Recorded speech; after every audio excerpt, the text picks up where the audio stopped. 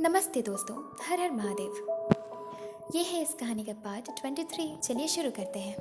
कार्तिक ने इससे पहले पूर्वी से कभी भी फ़ोन पर बात नहीं करी थी, जिसके कारण वो उसकी आवाज़ को पहचान नहीं पाया। पर वो आवाज़ उसे गौतमी की भी नहीं लग रही थी। इसलिए थोड़ी देर सोचने के बाद वो बोला, कौन हो तुम? पूर्वी ने कहा, इतनी जल्दी आवाज़ भूल गए? पूर्वी बोल रही हूँ। कार्तिक, मेरा मोबाइल मुझे दे दो, भिजवा दो किसी से मेरे घर पे। उसके बिना मैं पढ़ाई भी नहीं कर पाऊंगी। गौतमी पूर्वी को इशारे से बोलती है कि वो मोबाइल को स्पीकर पे रखे। पूर्वी कार्तिक के कॉल को स्पीकर पे रखती है। कार्तिक को अपने कानों पर विश्वास नहीं हो रहा था। उसने कहा, तुम सचमुच पूर्वी हो? कहीं तुम गौतमी तो नहीं जो मेरे साथ मजाक करने की कोशिश कर रही है? तुम मेरे मोबाइल को मेरे पास भिजवाते हो या नहीं? देखो कार्तिक, मैं वैसे भी ज़्यादा बोलने वाली नहीं हूँ। मेरे सिर में बहुत दर्द हो रहा है, इसलिए मेरे सिर का दर्द बिना बढ़ाए चुपचाप मेरे मोबाइल को मेरे घर पर भिजवा दो, वरना बहुत बुरा होगा तुम्हारे साथ। गौतमी और पूर्वी दोनों का रिएक्शन नॉर्मल था। वो दोनों कार्तिक की बातें सुन रही थी। अब कार्तिक को यकीन हो चुका था कि वो पूर्वी ही है। उसकी खुशी का तो ठिकाना ही नहीं रहा। खुशी से उसका मन नाचने को कर रहा था, लेकिन वो फिर भी शांत रहा। वो अपने रूम में ही सोफे पर जाकर बैठ गया और फिर अपने मोबाइल को दूसरे हाथ में लेकर कान के पास लगाकर मुस्कुराते हुए पूर्वी को बोला, मुझे यकीन नहीं हो रहा है कि तुम पूर्वी हो। जरा अपनी एक पिक लेकर भेजना। कार्तिक ने अभी इतना कहा ही था, तभी गौतमी का फोन स्विच ऑफ हो गया क्योंकि उसकी बैटरी डेड हो चुकी थी। गौतमी बोली, ओ शिट यार, चार्ज करना ही भूल गई थी मैं। पूर्वी बोली, अच्छी बात है ना, सुबह सुबह उस कार्तिक के बच्चे की आवाज़ सुननी पड़ी। दिन खराब जाएगा मेरा यार। पूर्वी गौतमी के मोबाइल को बेड पर रखकर उसके हाथ को अपने हाथ में लेकर उसे देखते हुए बोली, गौतमी, तू मेरी एक विश पूरी करेगी? गौतमी उसे देखते हुए प्यार से बोली, अरे तू कह तो, पूरी दुनिया को तेरे सामने झुका दूंगी, बस बोल तू। पूर्वी गौतमी की बात पर एक प्यारी सी स्माइल देते हुए बोली, इतना करने की जरूरत नहीं है, बस एक छोटी सी विश है, बस वो पूरा कर दे। गौतमी बोली, तो तू बोल तो। पूर्वी अपने कमरे को चारों तरफ देखते हुए बोली, मुझे बस यहाँ से निकाल ले बाहर। गौतमी बोली, मतलब? पूर्वी बोली, मतलब ये कि मुझे अभिजीत से मिलना है। यार मेरा दिल कूद कूद के कह रहा है कि मुझे अभिजीत से मिलना है। गौतमी एक वियर्ड सी रिएक्शन देते हुए पूर्वी को देखकर बोली, हैं? ओए, लड़की नहीं है वो, अभिजीत है, अभिजीत लड़का, समझ रही है? पूर्वी मुंह फुलाते हुए बोली, मुझे नहीं पता, मुझे बस उससे मिलना है क्योंकि उसने जान बचाई है मेरी, एक नहीं दो बार। पहले हॉस्पिटल पहुंचाकर और दूसरा मुझे खून देकर। उसे थैंक यू कहना तो बनता है ना यार। तूने कहा था कि दुनिया को झुका देगी तू मेरे सामने, लेकिन तू एक छोटी सी विश नहीं पूरी कर सकती मेरे लिए? तो पापा से नहीं पूछ सकती कि मैं बाहर जाऊं या नहीं? वो नाराज होकर गौतमी के हाथ को छोड़ देती है और अपने हाथ को मोड़कर मुंह फुलाकर दूसरी तरफ मुड़ जाती है। गौतमी उसके चेहरे को अपने हाथ से अपनी तरफ घुमाते हुए बोली, अच्छा बाबा ठीक है, मुंह मत फुला दो, अब तू बीच में मत टपकना, मैं तेरे पापा से बात करने जा रही हूँ, ठीक है? झट से खुश हो जाती है और बैठे बैठे ही उसे अपने गले लगा लेती है। गौतमी उसे धीरे से अपने से दूर करते हुए बोली, अब तू रुक, मैं आती हूँ, ओके? गौतमी पूर्वी के कमरे से निकलकर बाहर लिविंग रूम में गई। वहां जाकर उसने देखा कि पूर्वी के पापा सोफे पर बैठे हुए ऑफिस जाने के लिए तैयार होकर शूज पहन रहे थे और पूर्वी की माँ उन्हीं के बगल में खड़ी थी, अपने हाथ में उनका वॉलेट और मोबाइल लेकर। गौतमी उन दोनों के सामने खड़ी थी और उन दोनों को देखते हुए मन ही मन सोची, क्या पता अंकल आंटी मानेंगे कि नहीं, कोई बात नहीं, कोशिश करती हूँ। तब उन लोगों ने गौतमी को देखा। अब तक पूर्वी के पापा सुजलेस बांध चुके थे। फिर वो सीधे खड़े होकर बोले, क्या बात है गौतमी? गौतमी उन्हें देखते हुए बोली, अंकल, पूर्वी जो है ना, वो बोल रही है कि रूम में रहते रहते बोर हो गई वो, तो मैं उसे अपनी कार से पार्क ले जा रही हूँ घुमाने।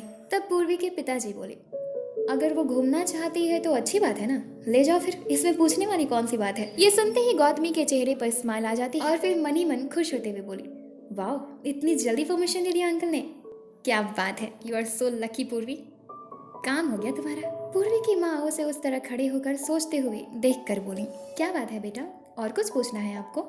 फिर गौतमी बोली, वो बोल रही थी कि नाश्ता मिल जाता तो करके हम लोग चले जाते। पूर्वी की माँ पूर्वी के पिताजी को उनका वॉलेट और मोबाइल थमा देती हैं और फिर अपने सिर को पीटते हुए बोली, हे भगवान, मैंने नाश्ता निकाल कर रख दिया किचन में, देना ही भूल गई आप लोगों को, माफ़ करना, मैं लेके आती हूँ। तभी गौतमी बोली, अरे आंटी, आपको परेशान होने की ज़रूरत नहीं है, मैं खुद ले लेती हूँ, ओके। पूर्वी के पिताजी सोफे पर रखे हुए अपने बैग को लेकर वहाँ से अपने काम पर चले गए। फिर पूर्वी की माँ ने कहा, ओके बेटा, मैं आती हूँ रूम से। गौतमी नाश्ते की दोनों प्लेट्स को लेकर रूम में गई। उन प्लेट्स को सोफे के सामने रखी हुई टेबल पर रखने के बाद खुशी से दौड़ते हुए बेड पर उछलकर पूर्वी के सामने बैठ गई और खुशी से पूर्वी अपने एक हाथ को उसके कंधे पर रखकर बोली, क्या हुआ, पापा और माँ ने परमिशन दी? गौतमी बहुत ज्यादा खुश होते हुए बोली, हाँ, परमिशन मिल गया, यू आर सो लकी। अब जल्दी जल्दी जाके तैयार हो, नाश्ता करते हैं और निकलते हैं। तब तक मैं अपनी कार मंगवा देती हूँ घर से, ठीक है, ड्राइवर अंकल को फ़ोन करके। पूर्वी खुश होकर गौतमी को गले लगा लेती है और बोली, आज मैं बहुत खुश हूँ, बहुत खुश हूँ, बहुत खुश हूँ, thank you very much. Gautami पूर्वी को खुद से दूर करते हुए बोली, चल हट, कहा था तुझे, दोस्ती में नो सॉरी नो थैंक्स। फिर भी तू सॉरी भी बोलती है और थैंक यू भी बोलती है, मुझे तो लगता है ना कि तू मुझे दोस्त समझती ही नहीं है। गौतमी मुंह फुला कर बैठ जाती है। फिर पूर्वी उसे मनाते हुए बोली, हाँ, तू मेरी दोस्त नहीं है। गौतमी उसे हैरानी से देखने लगती है। फिर पूर्वी बोली, क्योंकि तू मेरी बहन है और बहनों में सॉरी एंड थैंक यू चलता है, समझी।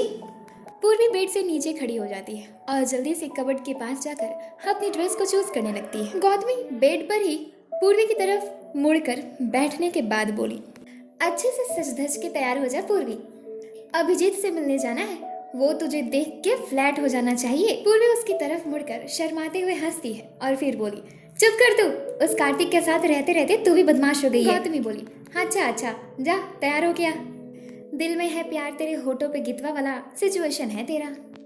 फिर पूर्वी बोली, ऐसा कुछ भी नहीं है, अगर इसके आगे तूने कुछ भी कहा ना तो मैं उससे मिलने भी नहीं जाऊंगी, बस मैं उसे थैंक यू कहने जा रही हूँ और सिंपल सी फ्रॉक पहन कर जाऊंगी और कुछ नहीं।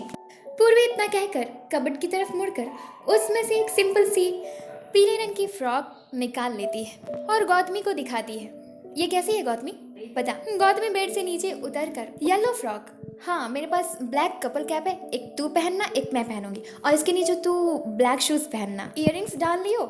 और पूर्वी के साथ शैतानी करते हुए बोली, और अपने बालों को खुला कर लेना, ये बहुत ब्यूटीफुल लगता है।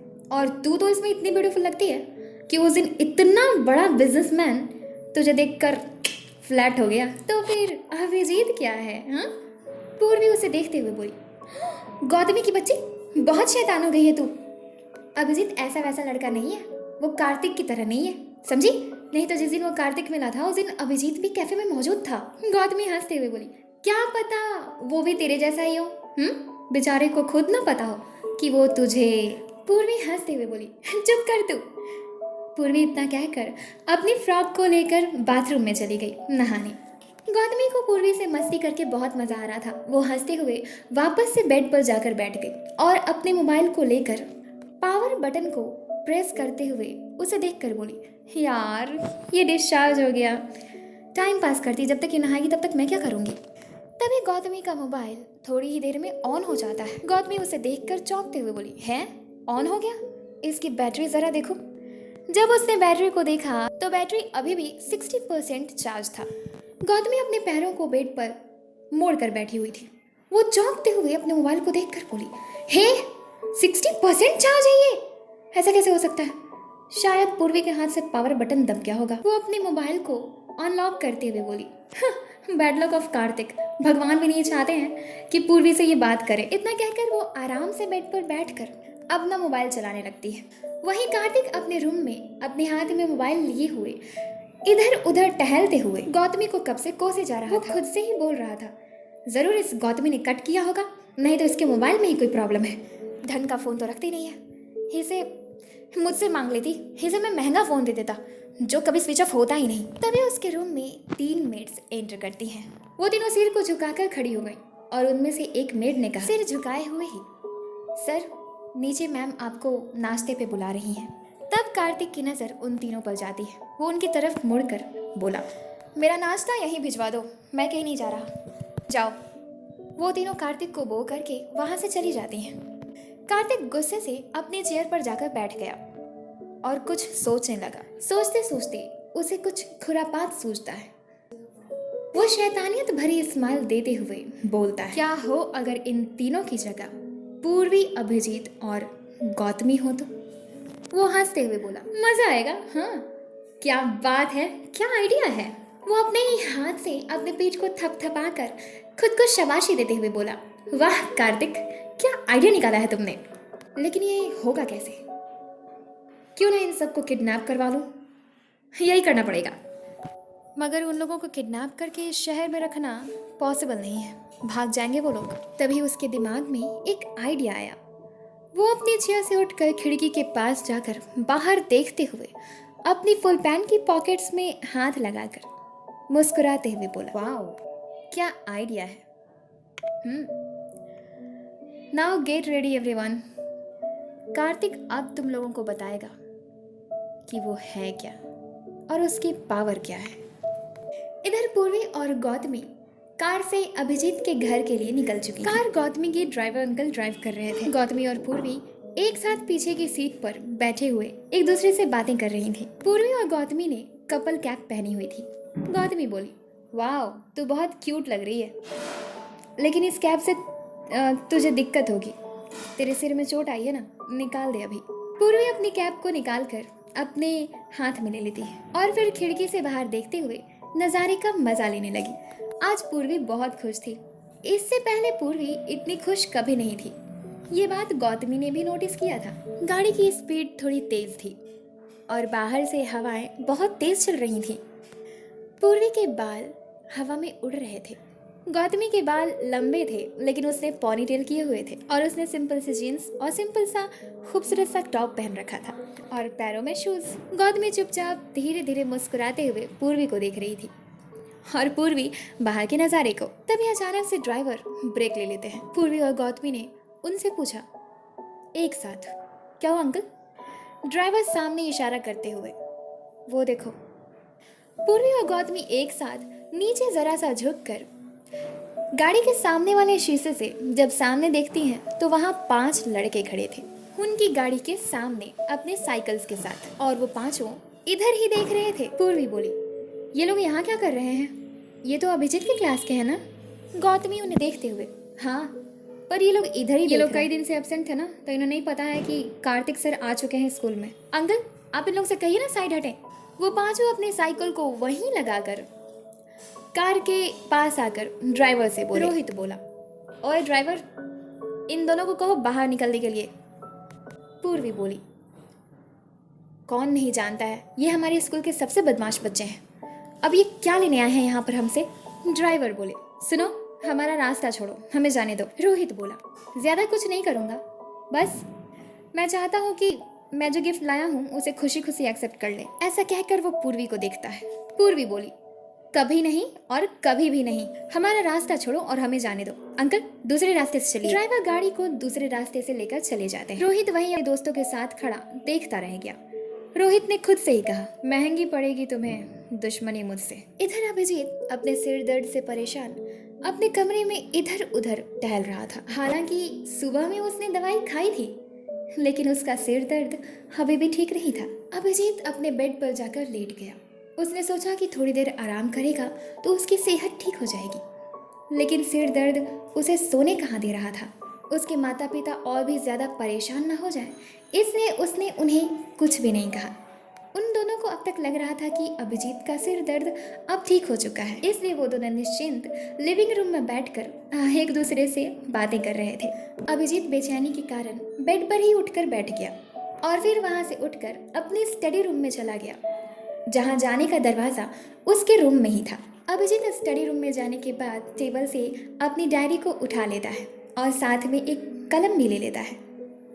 फिर वहीं सोफे पर बैठकर अपनी गोद में डायरी को रख लेता है और उसमें ध्यान से कुछ लिखने लगता है। दरअसल अभिजीत बहुत ही ज़्यादा टैलेंटेड था। उसे शायरियाँ लिखना, गाने लिखना, पोएम्स लिखना बहुत अच्छे से आता था और इस वक्त वो पूर्वी के लिए सॉन्ग ही लिख रहा था। उसकी जो भी फीलिंग्स थी पूर्वी के लिए वो सब कुछ वो ध्यान से नोट कर रहा था। और वो लिखते समय अभिजीत की आंखों में आंसू भी थे, गम के, क्योंकि अभिजीत को सच्चाई का पता ना होने के कारण वो समझ रहा था कि पूर्वी कार्तिक को पसंद करती है और वो अभिजीत को कभी एक्सेप्ट नहीं करेगी। उसे लिखते लिखते आधे घंटे हुए ही थे, तभी राघव और सुमित उसके दरवाजे पर आ जाते हैं। सुमित राघव को देखकर अभिजीत को देखते हुए बोला, यार राघव, ये यहाँ है और हम इसे कहाँ कहाँ नहीं ढूंढ रहे हैं।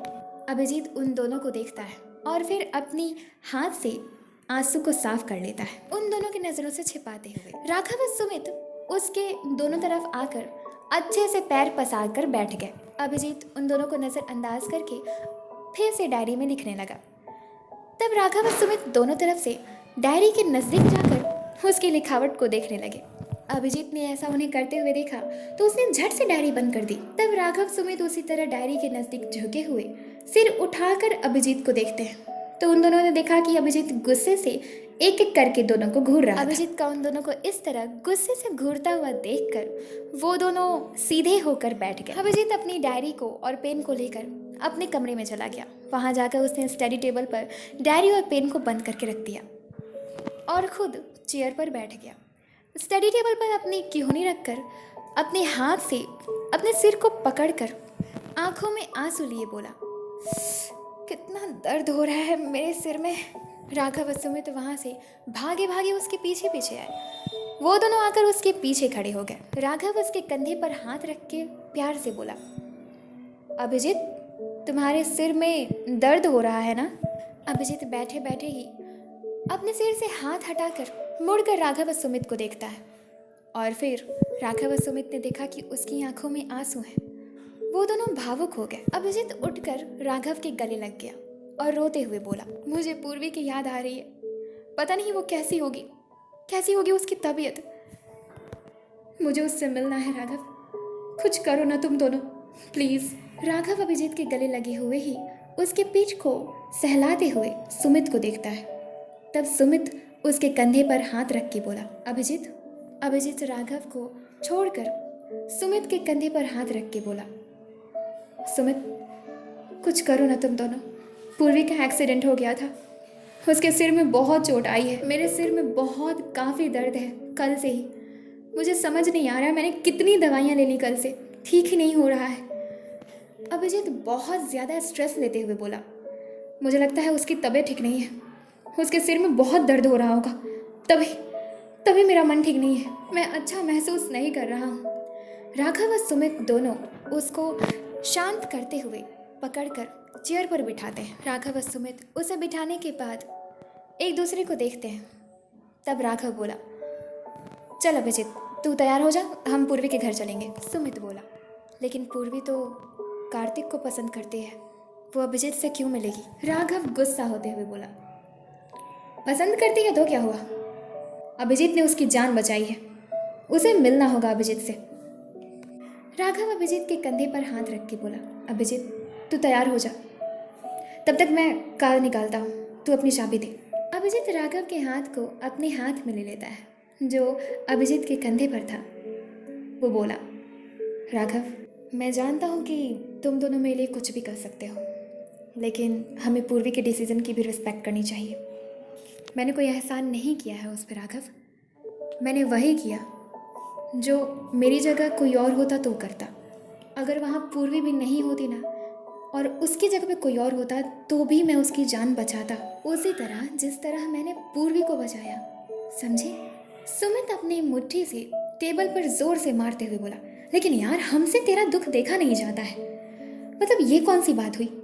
पहले तो तू पसंद करता था ना पूर्वी को, तो फिर एक कार्तिक बीच में आ कहाँ से गया।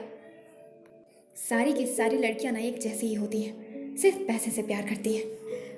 अभिजीत उसे समझाने के लिए अभी मुंह खोलने ही वाला था, तभी बाहर लिविंग रूम से उसके माँ के उसके नाम को पुकारने की आवाज़ आती है। अभिजीत, तुमसे कोई मिलने आया है, इधर आओ। अभिजीत राघव और सुमित गेट की तरफ देखते हैं। राघव सुमित के कंधे पर हाथ रख के उसे शांत करते हुए बोला, सुमित, शांत हो जा। अभिजीत, चल देखते हैं कौन आया है। अभिजीत, राघव व सुमित तीनों ही मन में सोच रहे थे कि इस वक्त उनसे कौन मिलने आया है। अभिजीत ने मन में सोचा कि कहीं वो कार्तिक तो नहीं। फिर उसने सोचा कि लेकिन वो क्यों आएगा, हो सकता है कि ऋषि आया हो। यही सब सोच सोच कर वो लोग अपने रूम से बाहर लिविंग रूम में आते हैं।